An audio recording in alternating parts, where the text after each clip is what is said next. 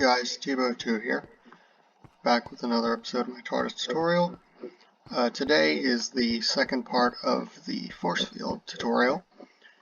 Today I'll be showing you how to make it repel mobs from getting into your TARDIS, or anywhere near it for that matter. And also it does a cool little visual particle effect. So I will demonstrate that right now.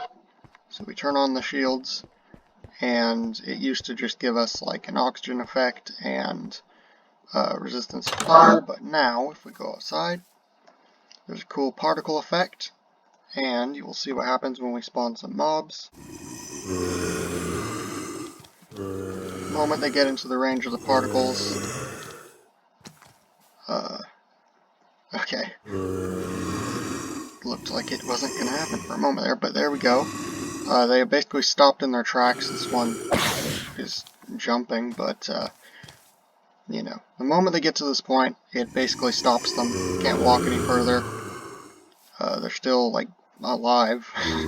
They just can't move any further. That one's stuck on a block is all, but yeah, even if I were to move outside the range of the force field, they still can't move. They're basically trapped by it. The range of the force field is about half of, well, maybe a little over half what the range of the oxygen part of it is, or just like the oxygen and fire effect parts. Those are slightly higher range. I just thought it would be a little overpowered to make the mob part of it too far of a range, so I made a little less. But yeah, you can see these guys, they cannot come after me really. I mean, you could spawn really most mobs that walk along the ground and they won't be able to get through. One problem is that I believe skeletons can get through, but you can see a skeleton arrow will still make it in. Well, kind of. That's interesting. The falling block entities, I think, are actually running into some of the arrows. Oh, but yeah, that case in point, they don't hold back all the arrows, so you're not invincible to everything, especially not arrows, as you can see. But I mean, you get a small degree of protection from the falling block entities, or maybe that's the armor stand itself that the arrows, some of them are bumping into. But yeah, I mean, against mobs that walk like the zombies, at least you can get some protection. Spiders, let's see. I mean, sort of, but like once they jump they can get in, so as long as they don't jump too much, you're fine, which, oh no, this is not working out. Okay. Yeah, let's bring the TARDIS over here and I'll show you how it works with some other stuff like creepers.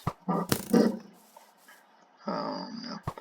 Okay, so you can see the creeper is held back, and I am not in the range at which the creeper will explode.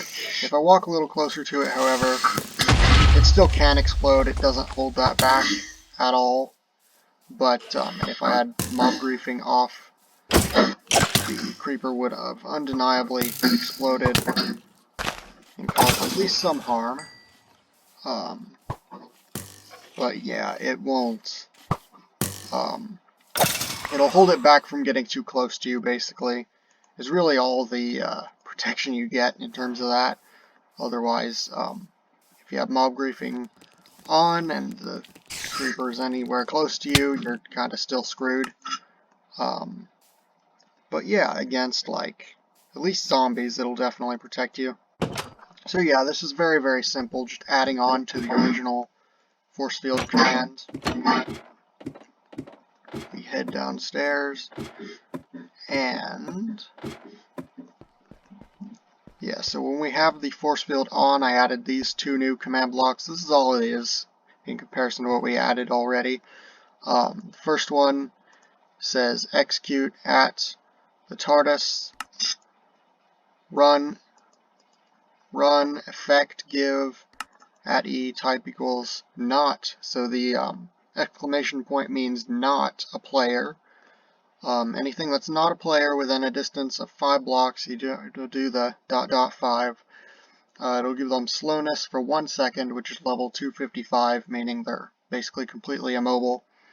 So yeah, the only downside to this is that it basically affects every single entity, even like passive ones, but I mean, I guess it's realistic. I mean, a real force field probably wouldn't distinguish between what it's keeping out. But yeah, like I said, it really is only useful against things that walk, because spiders can jump to get past it, and skeletons can just shoot to get past it. Yeah, you're not safe from any projectiles using this. I might implement that in the future, but for now, this is what I have. It'll keep out zombies and kind of creepers at the very least. And then for the particle effect, you do execute at E, name equals TARDIS, run particle. I just did the happy villager particle. It could be whatever particle, it really doesn't matter. I just made it start from basically 1 block above the TARDIS, not meaning like above it, but like on, like, I don't know, I guess you'd say like eye level from it, not from like the ground at its quote-unquote feet.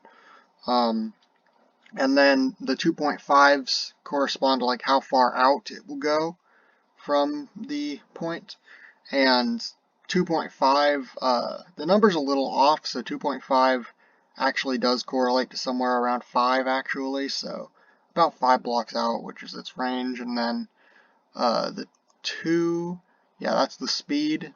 Doesn't mean a lot for most particles, but I think it just means like how fast they're kind of moving outwards from that point. And then 4 is the count of particles. Yeah, I think it's more of a ratio more than anything of just how many. So yeah, that you can basically make these numbers whatever you want. And these ones probably you'd want to be depending on the range. And then force or normal you can write. So I can write normal, or I can write force. And I'm going to write normal because normal basically just means that if someone has their particles turned off in the world, then those won't show up, which is probably what you'd want, just if that person wants to reduce lag, or if you want to reduce lag by not having particles, that's probably what you'd want to do. Or you can do force, and it'll just force everyone to see the particles. So yeah, that's really all there is, just those 2 command blocks, and just like that you can keep out some mobs at least from attacking you when you're near the TARDIS. Yeah, that's really all there is to it. That is my tutorial for a force field that'll actually keep out mobs in the TARDIS. I have been Tebow2. Be sure to subscribe, to follow my Instagram, Tebow2YT, to follow my Twitter, to join my Discord, and to have a nice day. Goodbye.